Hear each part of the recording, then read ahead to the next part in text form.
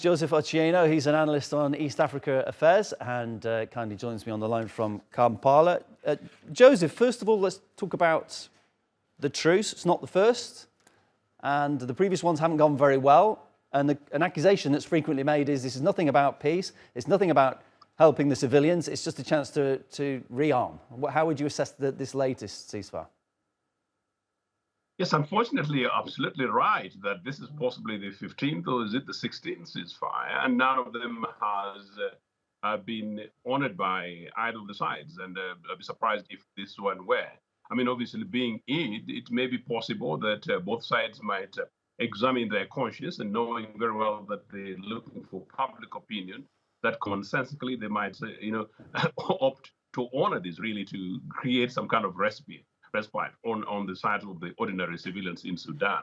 That said, I think at the moment, the rapid support forces, who seemingly now have a relative advantage in terms of numbers, and who have deliberately, in a rather cheeky way, pushed this war into Darfur, which is basically an element of their stronghold for other strategic reasons, they may actually feel that they have ability to perhaps call the shots and show that they're sensible guys, particularly because, as I said, between the two, and I've already been saying this from the beginning of the conflict, they are the ones who actually have rather bad, reports to present to the ordinary Sudanese and the rest of the international community thus far.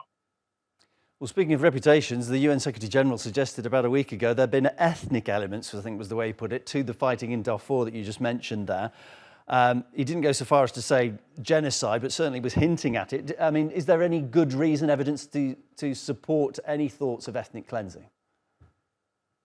No, we've argued about this from the beginning. In fact, I think I possibly even told you a program over 2 months or so ago that I was actually quite surprised, and many of us are quite surprised that the rapid support forces have been allowed to get away with it, considering their track record in Darfur. They generally openly committed a genocide in Darfur. That has been an open thing. Perhaps the UN Secretary General was trying to be diplomatic because he's trying to make sure that he calms down these guys and doesn't annoy them.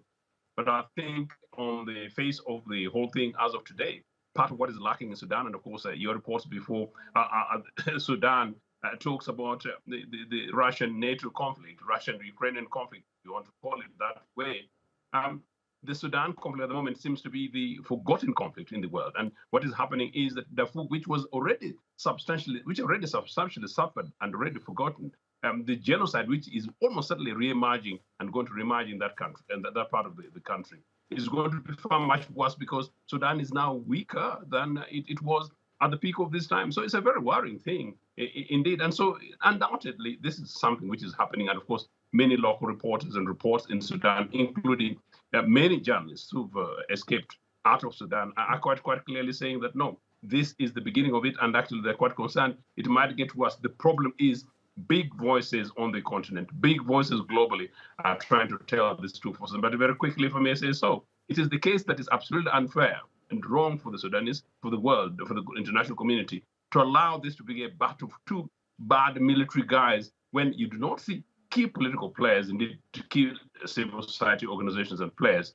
in this process. So whatever happened, this is cessation of hostility. Then after Eid, what next? Joseph, appreciate your time and analysis. My guest, East Africa affairs analyst Joseph Ochieno there. Thank you.